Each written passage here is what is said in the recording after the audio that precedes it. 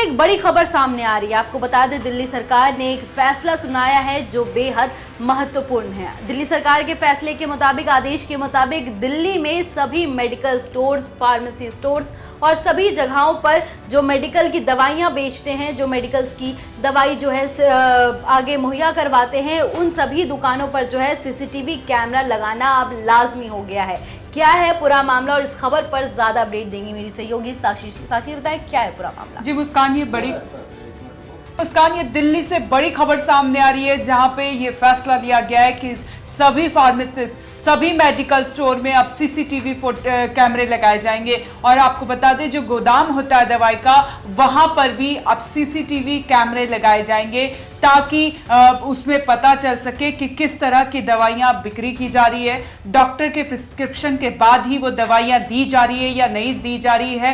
ये दिल्ली सरकार का बड़ा फैसला है। और आपको मैं बता दूं मुस्कान, जो सीसीटीवी फुटेज है, ये 30 दिन तक उनके रिकॉर्ड में रहनी चाहिए, ताकि अगर कोई भी जांच एजेंसी या पुलिस उसको जांच करने जाए तो वो उनको मिल सके पूरे रिकॉर्ड, और पुख्ता जानकारी वो इकट्ठा कर सकें कि जो दवाइयां वो दे रहे हैं वो डॉक्टर के प्रिस्क्रिप्शन के बाद ही दे रहे हैं। मुस्कान, कई बार दिल्ली पुलिस और जो दिल्ली सरकार है, इनको ये जानकारी मिली है कि स्कूल के आसपास जो मेडिकल स्टोर है वो बिना प्रिस्क्रिप्शन के ऐसी दवाइयां दे रहे हैं जो नशे की लत को बढ़ावा देती हैं। इसी को ध्यान में रखते हुए दिल्ली सरकार ने यह बड़ा फैसला लिया है। मुस्कान, मैं आपको बता दूं, जो इसमें जो दवाइयों की श्रेणी है वो H, H1 और X श्रेणी की दवाइयों की बिक्री पर निगरानी रखने के लिए यह फैसला लिया गया है। और ये जो H और H1 और X श्रेणी की जो दवाइयां हैं, ये नशे की लत को बढ़ाने में काफी ज्यादा यूज की जाती हैं, नशे की लत को ये बढ़ावा देती हैं। इसी को ध्यान में रखते हुए, इसी को लगाम में लगाने के लिए दिल्ली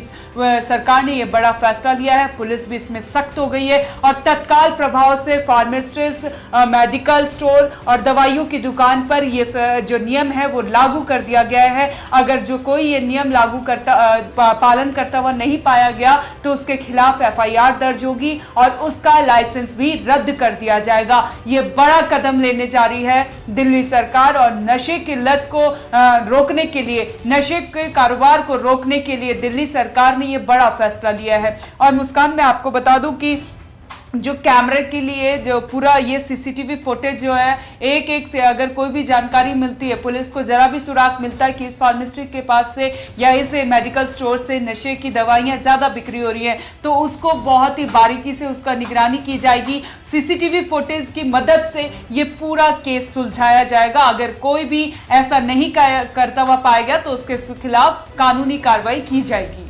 साक्षी, आखिर इतना बड़ा फैसला क्यों लिया गया है, और अब जो है ये सीसीटीवी कैमरेज जो लगाने के जो आदेश दिए गए हैं कि सभी मेडिकल स्टोर्स पर, फार्मेसी पर जो है सीसीटीवी कैमरे लगाए जाएंगे, ये कितना कारगर साबित होने वाला है। और वहीं कई ऐसे दुकान भी हमने देखे हैं कि जहां छोटे दुकान होते हैं, जिनकी आय बहुत ज़्यादा नहीं होती है, वो किस तरह से सीसीटीवी का खर्च जो है उठा पाएंगे। और इसके साथ एक और सवाल है साक्षी, मैं पूछना चाहूँगी कि आजकल ऑनलाइन डिलीवरीज होती है मेडिसिन की, उसको लेकर दिल्ली सरकार की क्या राय है?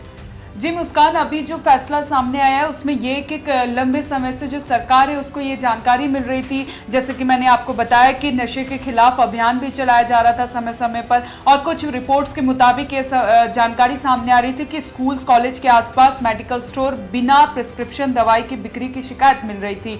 इसमें जो खासकर दवाइयाँ होती थी वो पेन किलर कैटेगरी की होती थी और सीडेटिव और की दवाइयाँ होती थी, जो कि युवाओं तक आसानी से पहुँच रही थी। और इसीलिए ये सरकार की तरफ से बड़ा कदम उठाया गया है। अब सीसीटीवी फुटेज लगने से, सीसीटीवी कैमरा लगने से ये आसानी हो जाएगी कि हर ट्रांजैक्शन, हर प्रिस्क्रिप्शन पर वो नजर रख पाएंगे कि किस तरह की दवाई वो बिक्री कर रहे हैं, कितने रुपए का ट्रांजैक्शन हो रहा है, क्योंकि पैसों से भी पता चल जाता है कि कौन सी दवाई बिक्री की जा रही है।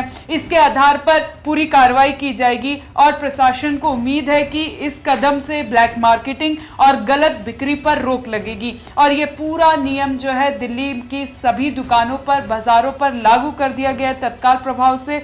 मेडिकल स्टोर पर सख्त सख्ती से इस पर नजर रखी जा रही है, ताकि जो यूथ है वो नशे से लिप्त ना हो, नशे से ग्रस्त ना हो, नशे से दूर रहे। इसीलिए दिल्ली सरकार ने ये बड़ा कदम उठाया। रही बात ऑनलाइन डिलीवरी की मुस्कान, तो ऑनलाइन डिलीवरी में भी जो प्रोसेस होता है उसमें पहले प्रिस्क्रिप्शन मांगा जाता है, जो कि जो वैलिड ऑनलाइन जो एप्स होते हैं उसमें, तो उसमें पहले प्रिस्क्रिप्शन मांगा जाता है, उसके बाद ही आपको कोई भी सामान प्रोवाइड किया जाता है, कोई भी दवाई प्रोवाइड की जाती है।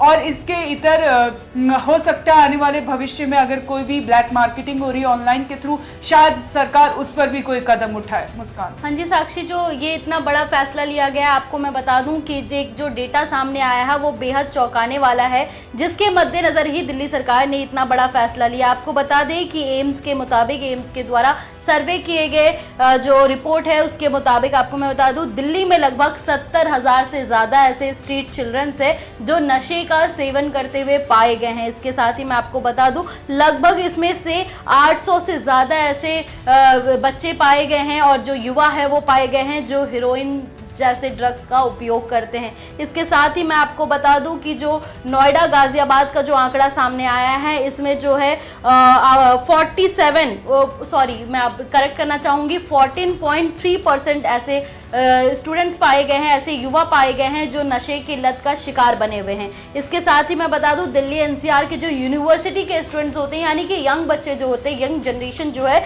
उसमें आपको बता दें 42% जो है लोग और धूम्रपान का, और इसके साथ ही 58% लोग शराब जैसी चीजों का जो है सेवन करते हुए पाए गए हैं। ये डेटा जो है एम्स द्वारा जारी किया गया।